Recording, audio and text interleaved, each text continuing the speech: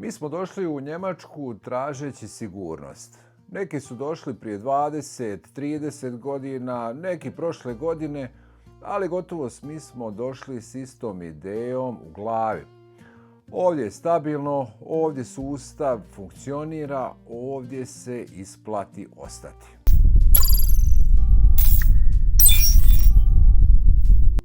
Sad, dok mi to mislimo, Nijemci u rekordnom broju odlaze. I ne bilo tko.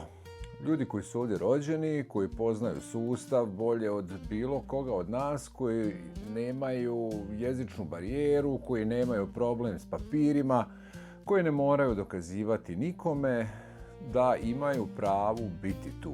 I oni pakiraju kofere. Pitanje koje mi se nameće nije kamo idu. Pitanje je zašto netko koji ima sve prednosti koje mi nemamo odlučio da mu Njemačka više nije dovoljno dobra. Krenimo od brojke, pa ćemo onda doći do onoga što one zapravo znači.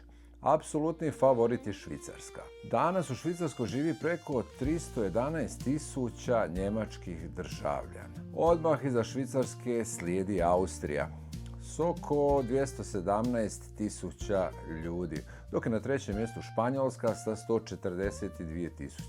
Ovo su sve službeni podaci. I to nisu mali brojevi, to su cijeli gradovi ljudi koji su rekli hvala, ali ne hvala. Zašto baš te zemlje? Odgovor je jednostavniji nego što bi čovjek mislio. Švicarska i Austrija su blizu. Govori se isti jezik, kultura je slična, nema tog velikog šoka koji mi recimo doživimo kad dođemo iz Hrvatske, Bosne i moramo iz temelja graditi novi život. Za Nijemca koji se seli u Beč ili Cirih, to je gotovo kao selidba u drugi grad, a ne u drugu državu. I onda dođe i ono što stvarno donosi prevagu. Plaće u Švicarskoj mogu biti i do 70% veće nego u Njemačkoj, vjerovali ili ne. I to uz manje poreze. To nije mala razlika.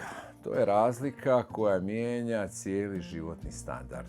Isti posao, ista diploma, ista stručnost, ali plaća koja je gotovo dvostruko veća i porezni razred koji čovjek ostavlja više toga na kraju mjeseca. Španjolska priča je malo drugačija. Tamo najviše odlaze umirovljenici.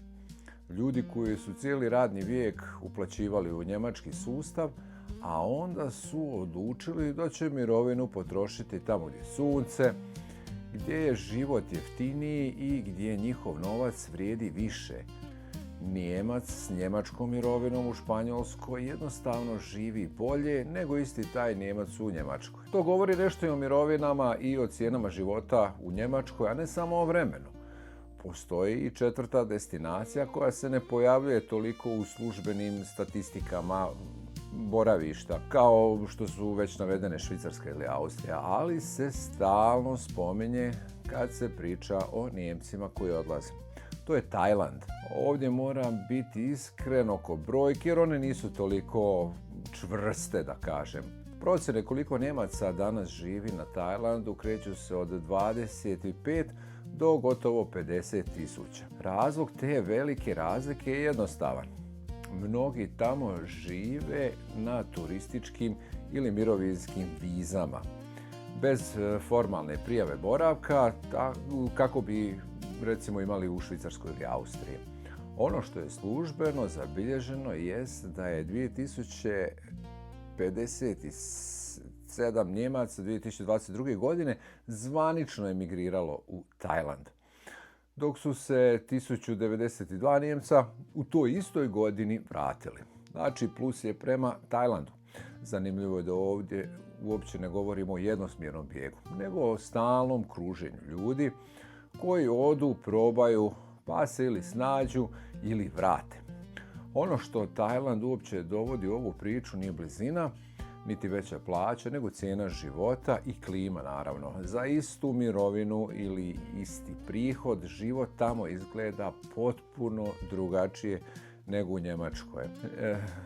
Neki Nijemci koji su otišli tamo kažu da im je to prvi put nakon godina, da im je na kraju mjeseca ostalo nekog novca.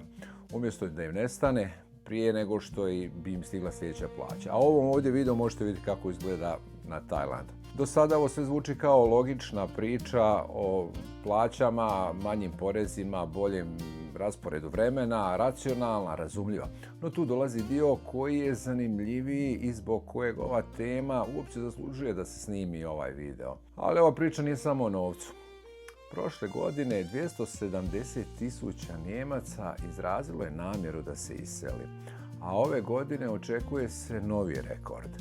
Samo u prva 4 mjeseca prošle godine iz Njemačke se iselilo preko 93.000 ljudi.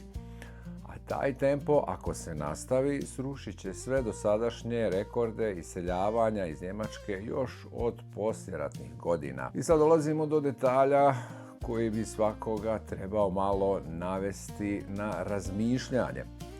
Preko 75% ovih ljudi imaju fakultetsku diplomu, dok je u cijeloj populaciji Njemačke taj postotak oko 25%.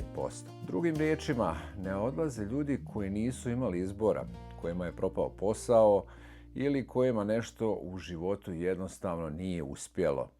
Odlaze upravo oni koji su imali sve izbore i mogućnosti i koji su mogli ostati i graditi karijeru u Njemačkoj bez ikakvih prepreka. To se popularno zove odljev mozgova. Taj izraz obično koristimo za zemlje poput naših, Hrvatska, Bosna, Srbija, koje godinama gledaju kako im mladi liječnici ili inženjeri odlaze u Njemačku ili druge zemlje. Sad se taj isti izraz sve češće koristi za samu Njemačku, zemlju koja je desetljećima bila odredište za tuđi odljev mozgova, a sad ima svoje. Kad sam kroz rekruting pratio kako razmišljaju visoko obrazovani kandidati, uvijek se ponavljao isti obrazac. Ljudi ne odlaze samo zbog novca. Novac je često samo okidač, ono što ih natjera da konačno donesu tu odluku, ali nikad nije cijela priča ili razlog.